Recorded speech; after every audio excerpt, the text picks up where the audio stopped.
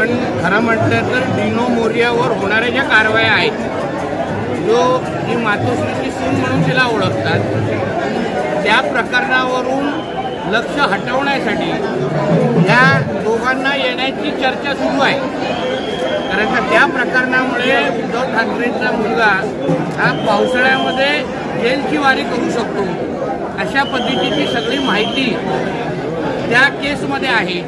कारण का डिनो मोरिया हा संध्याकाळी कोणाबरोबर बसायचा, उठायचा, कोणाबरोबर त्याचे भावनिक आणि कदाचित शारीरिक संबंध असू शकतात, हे सगळ्यांना माहिती आहे। आणि म्हणून या त्या सगळ्या प्रकरणावरून लक्ष विचलित करावं, दुसरीकडे हटावं, आणि म्हणून हे सगळे वक्तव्य देण्याचा कार्यक्रम आहे। हे सगळे डिनो मोरियाच्या केसच्या संबंधित सगळे विषय आहेत। चांगली गोष्ट आहे ना। दोन भाऊ कोणाचा कुटुंब अगर एकत्र येत असेल तर कोणाला वाईट वाटणार? चांगली गोष्ट आहे। कोणाचं कुटुंब अगर परत एकत्र येत असेल तर चांगली गोष्ट आहे।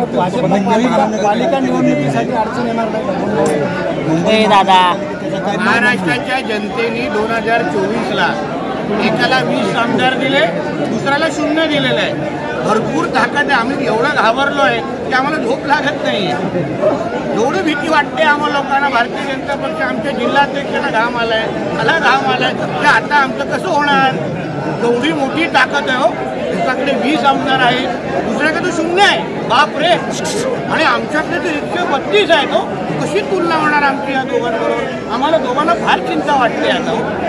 मराठी माणसाची